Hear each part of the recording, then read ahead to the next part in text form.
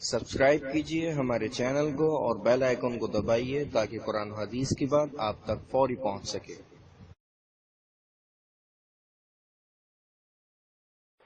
علم کی فضیلت ایسی عجیب ہے، کاش ہمیں اس کی تھوڑی سی طلب حاصل ہو جائے، تھوڑی سی فکر ہمارے اندر پیدا ہو جائے۔ خدا کی قسم ہم اتنا وقت اس موبائل کو دے دیتے ہیں، اخبار کو دے دیتے ہیں، ٹیلی ویژن کو دے دیتے ہیں، چینلوں کو دے دیتے ہیں، نہ معلوم کس کس لغویات میں، کس کس مصروفیت میں، کس کس قصے میں ہم اپنی آدھی اور پوری راتیں لگا دیتے ہیں۔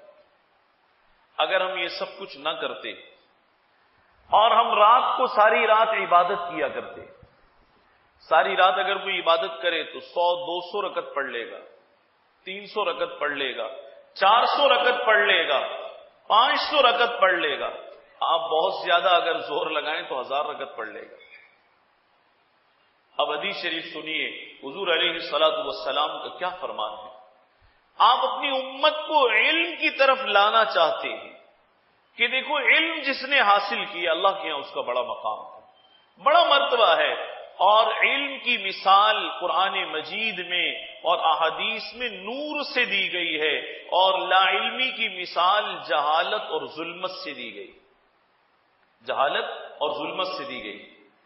چنانچہ علم کی مثال کیسی ہے؟ حدیث شریف میں آتا ہے، حضور نے ارشاد فرمایا، ایک شخص ساری رات نوافل پڑھتا ہے، آسان بات نہیں ہے، یہ بہت مشکل بات ہے۔ ہم سے تو نماز وقت پر ادا ہو جائے یہی بڑی بات ہے، ہم نماز عشاء وقت پر پڑھ لیں، پوری رکعت ادا کر لیں، جماعت سے شریک ہو جائیں، بڑی بات ہے۔ اس کے بعد پھر دکان ہے، پھر کام ہے، پھر کھانا ہے، پھر ضروریات ہیں، بیمار ہے تو دوا دارو ہے، کہاں ساری رات کھڑا ہو سکتا ہے؟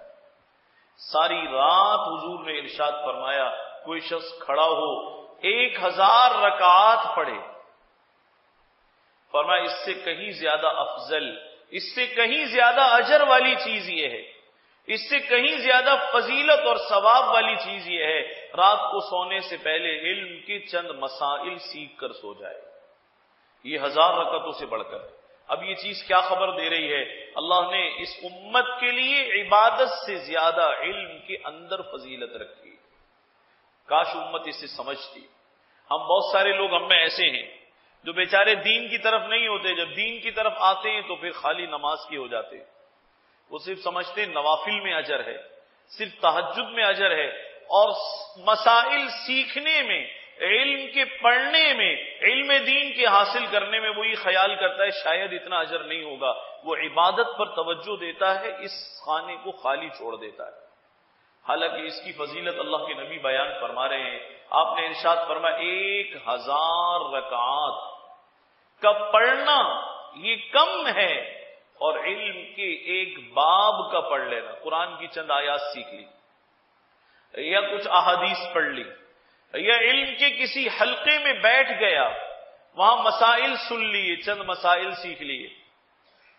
ہمارے اندر عجیب صفات ہے، ہم ساری زندگی جاہل رہنا تو پسند کرتے ہیں لیکن علم دین سیکھنا پسند نہیں کرتے۔ ساری زندگی ہم لا علم رہ کر غلط نماز پڑھنا تو قبول کر لیتے ہیں، غلط نماز پڑھنا۔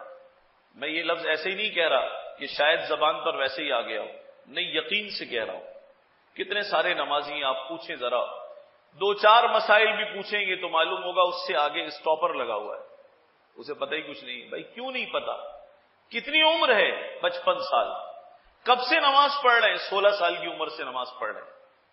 اس کا مطلب یہ وہ 40 سال کے قریب اسے نمازیں پڑھتے ہوئے ہو گئے ہیں۔ ان 40 سالوں میں یہ نہ سیکھ سکا کہ نماز میں غلطیاں ہوں گی تو حل کیا ہوگا۔ اب کوئی ایسا ڈیجیٹل سسٹم بھی نہیں ہے کہ آپ دوران نماز آن لائن ہو جائے مفتی صاحب سے، ادھر آپ غلطی کر رہے ہیں ادھر سے آپ کو وہیں سے انسٹالیشن ہو رہی ہے، بھائی ایسا نہیں ایسا کر لو، ایسا ہو سکتا ہے؟